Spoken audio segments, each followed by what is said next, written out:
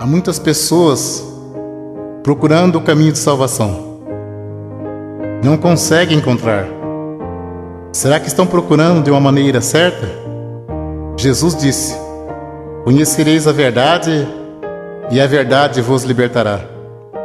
Em Provérbios, capítulo 14, verso 12 diz: há caminho que ao olho do homem parece direito, mas o fim dele são os caminhos da morte. No Evangelho segundo Mateus, capítulo 15, verso 14 diz: se um cego guiar outro cego, ambos cairão na cova. Em Jeremias capítulo 17, verso 5 diz: maldito o homem que confia no homem. Então tudo que for falado aqui, você pode conferir aí na sua Bíblia Sagrada, para que você possa entender o caminho da verdade. Se Deus não tivesse plano de salvação na tua vida, esta mensagem não teria chegado até você. Entrai pela porta estreita, porque largo é o caminho que conduz à perdição, e muitos são os que entram por ela. O apóstolo Paulo escreveu: se o julgamento começa por nós, qual será o fim daqueles que são desobedientes ao Evangelho de Deus? Se alguém não valorizar a palavra de Deus, com certeza dirá naquele dia: eu pensei que todos os caminhos levassem a Deus. O apóstolo Paulo escreveu aos Gálatas, capítulo 1, versos 6, 7, 8 e 9: maravilho-me de que tão depressa passeis daquele que vos chamou a graça de Cristo para outro evangelho, o qual não é outro. Mas há alguns que vos inquietam e querem transtornar o evangelho de Cristo. Mas ainda que nós mesmos, ou um anjo do céu, vos anunciar outro evangelho além do que está escrito, seja anátema. Assim como já vos dissemos, agora de novo vos digo: se alguém vos anunciar outro evangelho além do que já recebeste, seja anátema. Jesus Cristo disse: eu sou o caminho, a verdade e a vida. Ninguém vem ao Pai senão por mim. O Evangelho segundo João, capítulo 10, verso 9 ao 14. Jesus disse: eu sou a porta. Se alguém entrar por mim, salvar-se-á. E entrará e sairá e achará pastagem. O ladrão não vem senão a roubar, a matar e a destruir. Eu vim para que tenha vida, e vida com abundância. Eu sou o bom pastor. O bom pastor dá sua vida pelas ovelhas. Mas o mercenário e o que não é pastor, de quem não são as ovelhas, vê vir o lobo e deixa as ovelhas e foge. E o lobo as arrebata e dispersa. Ora, o mercenário foge porque é mercenário e não tem cuidado das ovelhas. Jesus disse: eu sou o bom pastor, e conheço as minhas ovelhas, e das minhas sou conhecido. Veremos agora em Apocalipse, capítulo 22, versos 18, 19, 20 e 21. Porque eu testifico a todo aquele que ouvir as palavras da profecia desse livro, que se alguém lhe acrescentar alguma coisa, Deus fará vir sobre ele as pragas que estão escritas neste livro. E se alguém tirar quaisquer palavra do livro desta profecia, Deus tirará a sua parte da árvore da vida e da cidade santa que está escrito neste livro. Aquele que testifica essas coisas diz: certamente cedo eu venho. Amém.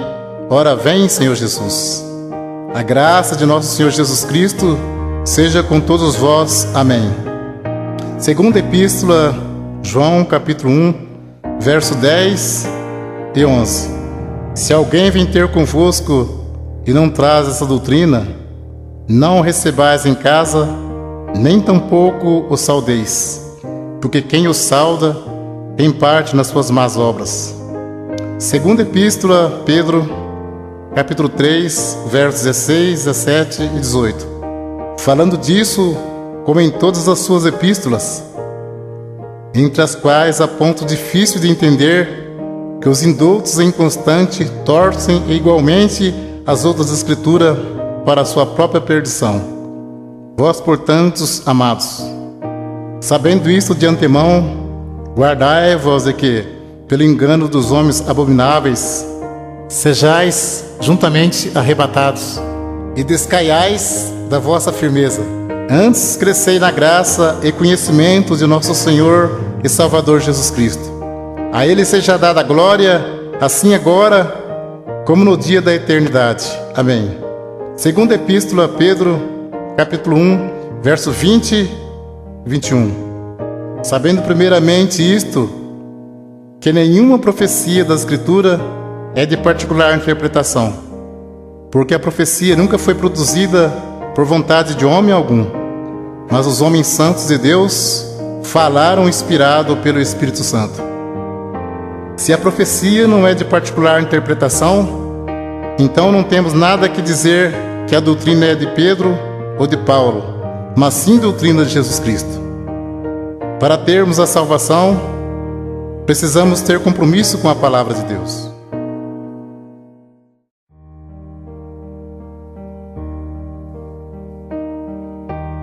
Vamos ver o batismo verdadeiro aos Efésios, capítulo 4, verso 4, 5, 6 e 7.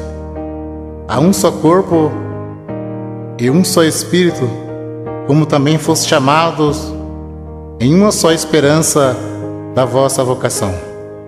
Um só Senhor, uma só fé, um só batismo, um só Deus e Pai de todos, o qual é sobre todos e para todos e em todos. Mas a graça foi dada a cada um de nós, segundo a medida do dom de Cristo. Batismo tem muitos, mas de acordo com a Bíblia, é só um. Vamos ver qual é o verdadeiro. Segundo Marcos, capítulo 16, verso 15, 16 e 17. Jesus disse: Ide por todo o mundo, pregai o Evangelho a toda criatura. Quem crer e for batizado será salvo, mas quem não crer será condenado. E estes sinais seguirão aos que crerem em meu nome. Expulsarão os demônios, falarão novas línguas, pegarão nas serpentes, e se beberem alguma coisa mortífera, não lhes fará dano algum. E porão as mãos sobre os enfermos e os curarão. Ora, o Senhor, depois de lhes ter falado, foi recebido no céu e assentou-se à direita de Deus. E eles, tendo partido, pregaram por todas as partes, cooperando com eles o Senhor e confirmando a palavra com os sinais que se seguiram. Amém. Evangelho segundo João, capítulo 3, verso 3 ao 7. Jesus respondeu e disse-lhe: na verdade te digo, que aquele que não nascer de novo não pode ver o reino de Deus. Disse-lhe Nicodemos: como pode um homem nascer sendo velho? Porventura pode tornar a entrar no ventre de sua mãe e nascer? Jesus respondeu: na verdade te digo, que aquele que não nascer da água e do Espírito não pode entrar no reino de Deus. O que é nascido da carne é carne, e o que é nascido do Espírito é Espírito. Não te maravilhes de ter dito: necessário vos é nascer de novo. O novo nascimento e a regeneração só se recebe pela fé em Jesus Cristo, que pelo nosso pecado foi entregue e ressuscitou para nossa justificação. Vamos ler agora quais palavras faladas no batismo, de acordo com a palavra de Deus. Atos dos Apóstolos, capítulo 2, versos 37, 38 e 39. As primeiras conversões. E ouvindo eles isto, compungiram-se em seus corações E perguntaram a Pedro e aos demais apóstolos: que faremos, varões irmãos? E disse-lhe Pedro: arrependei-vos, e cada um de vós seja batizado em nome de Jesus Cristo para perdão dos pecados, e recebereis o dom do Espírito Santo. Aos Colossenses, capítulo 3, verso 17: e quando fizerdes por palavras ou por obras, fazei tudo em nome do Senhor Jesus, dando por ele graças a Deus Pai. Continua o assunto do batismo. Evangelho segundo Mateus, capítulo 28, versos 16, 17, 18, 19 e 20.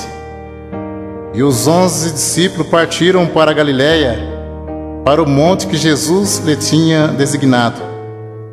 E quando o viram, o adoraram, mas alguns duvidaram. Disse Jesus: portanto, ide, ensinai todas as nações, batizando-as em nome do Pai, do Filho e do Espírito Santo, ensinando a guardar todas as coisas que eu vos tenho mandado. E eis que estou convosco todos os dias, até a consumação dos séculos. Amém. Então, conforme vemos, as palavras faladas no batismo de imersão nas águas é: em nome de Jesus Cristo te batismo, e em nome do Pai, do Filho e do Espírito Santo. Como se sauda o povo de Deus quando se encontra ou se despede?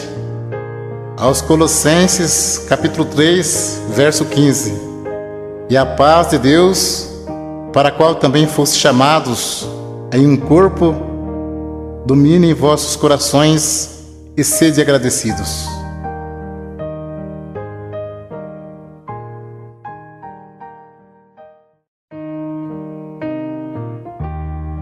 O assunto agora é sobre dízimos. Velho Testamento, Malaquias, capítulo 3, versos 8 e 10. Roubará o homem a Deus? Todavia vós me roubais, e dizeis: em que te roubamos? Os dízimos e nas ofertas alçadas. Trazei todos os dízimos à casa do tesouro, para que haja mantimento na minha casa. E depois fazer prova de mim, diz o Senhor dos Exércitos, se eu não vos abrir as janelas do céu, e não derramar sobre vós uma benção tal, que dela vos advenha a maior abastança. Alguém levava um animal perfeito, e o sacerdote negociava o animal perfeito, e sacrificava um animal imperfeito no lugar. Nisso que eles estavam roubando a Deus. Digo sempre: Deus não usa dinheiro. Coleta é para o próprio bem do povo de Deus.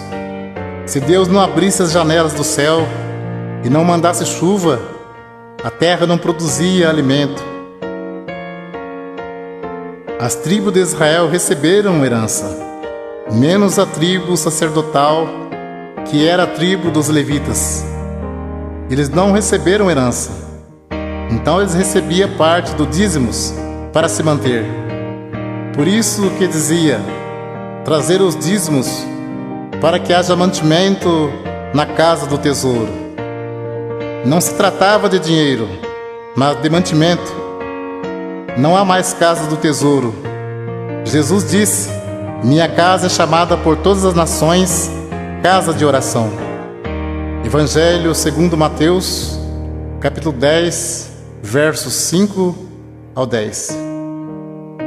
Jesus enviou esses 12, ele ordenou dizendo: não ireis pelo caminho das gentes, nem entreis em cidade de samaritanos, mas ide diante as ovelhas perdidas da casa de Israel. E indo pregai, dizendo: é chegado o reino dos céus. Curai os enfermos, limpai os leprosos, ressuscitai os mortos, expulsai os demônios. De graça recebestes, de graça dai. Não possuai ouro, nem prata, nem cobre em vossos cintos, porque digno é o operário do seu salário. Nem alforje para o caminho, nem duas túnicas, nem alparcas, nem bordão, porque digno é o operário do seu alimento. Podemos cumprir com alegria a missão de anunciar o Evangelho da graça. Jesus já pagou a nossa salvação com o precioso sangue que Ele derramou no duro madeiro da cruz. E enviando o apóstolo disse: de graça recebeste, de graça dai. Não precisa explorar ninguém.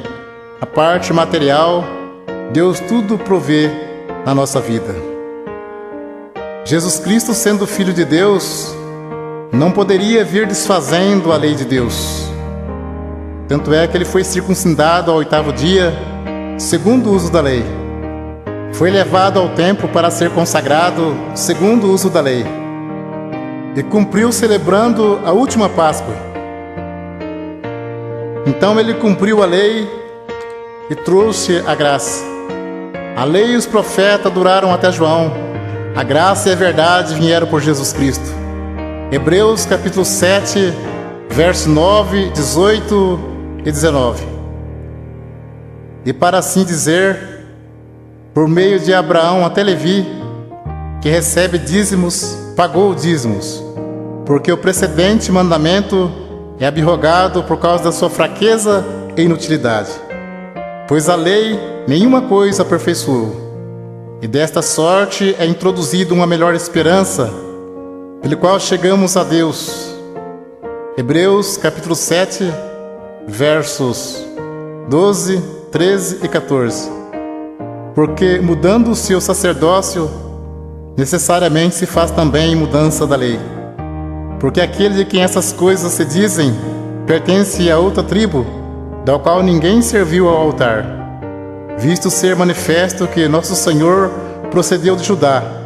E concernente a esta tribo, nunca Moisés falou de sacerdócio, porque dele assim se testifica: tu és sacerdote eterno, segundo a ordem de Melquisedeque. Jesus procedeu da tribo de Judá e não da tribo de Levi, que era a tribo dos sacerdotes. Então, se muitos espertalhões pregam que tem que pagar dízimo hoje, por que eles não se preocupam em cumprir mais algum mandamento da lei? Porque o assunto deles é só dinheiro. Procura enganar, sendo que dízimos era para que houvesse mantimento na casa do tesouro. Muitos querem tirar proveito para ganhar dinheiro, dizendo: digno é o obreiro do seu salário. Mas isto é mesmo que dizer: digno é o obreiro do seu alimento. O apóstolo Paulo disse em Atos capítulo 20, versos 33 a 36: de ninguém cobicei a prata, nem o ouro, nem o vestido. Vós mesmos sabeis que para o que me era necessário a mim e aos que estão comigo, essas mãos me serviram. Tenho-vos mostrado em tudo que, trabalhando assim, é necessário auxiliar os enfermos e recordar as palavras do Senhor Jesus, que disse: mais bem-aventurado coisa é dar do que receber. E havendo dito isto, pôs-se de joelhos e orou com todos eles. Mas o assunto viver do Evangelho era alimento, e não receber dízimos. Para você entender mais fácil, os apóstolos poderiam viajar em missão e ficar na casa de alguém não crente e ali se alimentar por alguns dias. E como Deus estava chamando também pessoas pobres, em vez dos apóstolos pedir dinheiro aos novos convertidos, eles os ajudavam. Vamos ler aos Romanos capítulo 15, verso 26 e 27. Porque pareceu bem a Macedônia e a Caia fazerem uma coleta para os pobres dentre os santos que estão em Jerusalém. Isso lhe pareceu bem, como devedores que são para com eles, porque se os gentios foram participantes dos bens espirituais, devem também ministrar os temporais. Confira esse assunto com atenção. Paulo disse em 1 Coríntios, capítulo 9, verso 12 ao 14 e 15 ao 18. Se outros participam deste poder sobre vós, por que não mais justamente nós?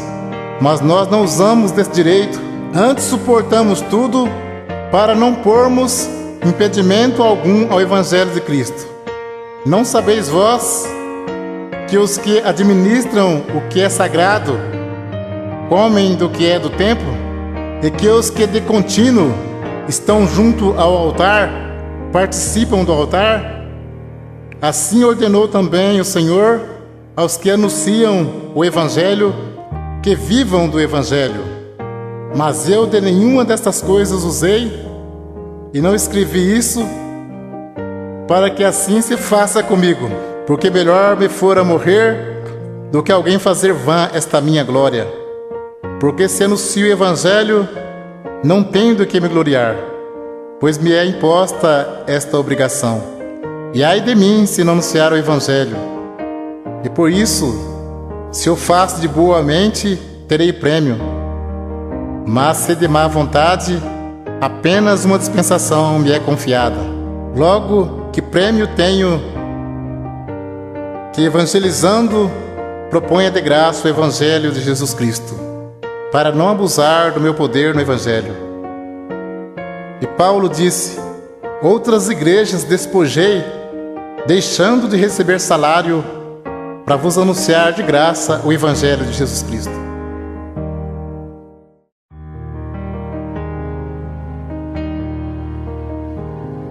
Vamos ver doutrina Santo Ósculo.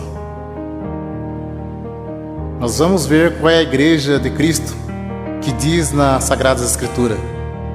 Aos Romanos, capítulo 16, versos 16, 17 e 18. Saudai-vos uns aos outros com santo ósculo. As igrejas de Cristo vos saúdam. E rogo-vos, irmãos, que noteis os que promovem dissensões e escândalo contra a doutrina que aprendeste. Desviai-vos deles, porque os tais não servem a nosso Senhor Jesus Cristo, mas ao seu ventre, e com suaves palavras e lisonjas enganam os corações dos simples. Também em 1ª Epístola a Pedro, capítulo 5, verso 14.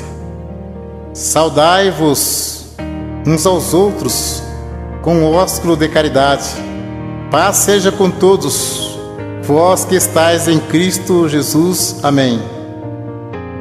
Vamos ver agora a doutrina do véu. 1 Coríntios, capítulo 11. E louvo-vos, irmãos, porque em tudo vos lembrais de mim, e retende os preceitos como vou-lo entreguei. Mas quero que saibas que Cristo é a cabeça de todo varão, e o varão a cabeça da mulher, e Deus a cabeça de Cristo. Todo homem que ora ou profetiza, tendo a cabeça coberta, desonra sua própria cabeça, mas toda mulher que ora ou profetiza com a cabeça descoberta, desonra sua própria cabeça, porque é como se estivesse rapada. Portanto, se a mulher não se cobre com o véu, tosquie-se também. Mas se para a mulher é coisa indecente tosquiar-se ou rapar-se, que põe o véu. O varão, pois, não deve cobrir a cabeça, porque é a imagem e glória de Deus, mas a mulher é a glória do varão. Porque o varão não provém da mulher, mas a mulher do varão. Porque também o varão não foi criado por causa da mulher, mas a mulher por causa do varão. Portanto, a mulher deve ter sobre a cabeça sinal de poderio por causa dos anjos. Todavia, nem o varão é sem a mulher, nem a mulher sem o varão no Senhor. Porque como a mulher provém do varão, assim também o varão provém da mulher. Mas tudo vem de Deus. Julgai entre vós mesmos. É decente que a mulher ore a Deus descoberta? Ou não vos ensina mesmo a natureza porque é desonra para o varão ter cabelos crescidos. Mas ter a mulher cabelos crescidos lhe é honroso, porque o cabelo lhe foi dado em lugar de véu. Mas se alguém quiser ser contencioso, nós não temos tal costume, nem as igrejas de Deus. Até o texto diz como as mulheres devem se apresentar-se na igreja. Então é bem claro, ter a mulher cabelos crescidos lhe é honroso, porque o cabelo foi dado em lugar de véu. Então, se o cabelo é dado em lugar de véu, não pode cortar nem tosquear. Mas se para a mulher é coisa indecente tosquear-se ou rapar, que põe o véu. Se tivesse escrito somente do cabelo, não mandaria pôr, porque o cabelo já está no lugar. Uma cortina você põe e tira. O véu a mulher põe e tira. Uma pergunta: julgai entre vós mesmo, é decente que a mulher ore a Deus descoberta? Não. Para você entender mais fácil, aqui fala de 2 mandamentos. A mulher não pode cortar o cabelo, porque ter a mulher cabelos crescidos lhe é honroso, e tem que pôr o véu branco. Portanto, a mulher deve ter sobre a cabeça sinal de poderio por causa dos anjos. Tem que se cobrir com o véu quando for orar e profetizar. Vamos ler 1 Coríntios capítulo 14, verso 32 ao 37. Fala sobre a necessidade de ordem no culto, porque os espíritos dos profetas estão sujeitos aos profetas, porque Deus não é Deus de confusão, senão de paz. Como em todas as igrejas dos santos, as mulheres estejam caladas nas igrejas, porque lhes não é permitido falar, mas estejam sujeitas, como ordena a lei. E se querem aprender alguma coisa, interroguem em casa seus próprios maridos, porque é indecente que as mulheres falem na igreja. Porventura saiu dentre vós a palavra de Deus? Ou veio ela somente para vós? Se alguém cuida ser profeta ou espiritual, reconheça que as coisas que vos escrevo são mandamento do Senhor. Um esclarecimento para você saber como é a Santa Ceia. Jesus celebrou a última Páscoa, que era uma vez ao ano, e celebrou a primeira Santa Ceia, que se segue uma vez ao ano. A Santa Ceia é a lembrança do sacrifício e da morte de Jesus Cristo por nós, até que Ele venha nos buscar. Ceia todo domingo ou todo mês não se encontra nas Sagradas Escrituras. Ceia todo mês é maneira de prender a pessoa firme no pagamento do dízimos. Cuidado com isso. Deus abençoe pela atenção. Que Deus cumpra na sua vida a oração que Jesus Cristo fez ao Pai. Segundo Mateus, capítulo 11, versos 25 ao 30. Naquele tempo, respondendo Jesus, disse: Graça te dou, ó Pai, Senhor do céu e da terra, que ocultastes estas coisas aos sábios e entendidos, e revelaste aos pequeninos. Sim, ó Pai, porque assim te aprouve. Todas as coisas me foram entregues por meu Pai, e ninguém conhece o Filho senão o Pai, e ninguém conhece o Pai senão o Filho, e aquele a quem o Filho quiser revelar. Vinde a mim, todos que estáis cansados e oprimidos, eu vos aliviarei. Tomai sobre vós o meu jugo e aprendei de mim, que sou manso e humilde de coração, e encontrarei descanso para as vossas almas, porque o meu jugo é suave e o meu fardo é leve.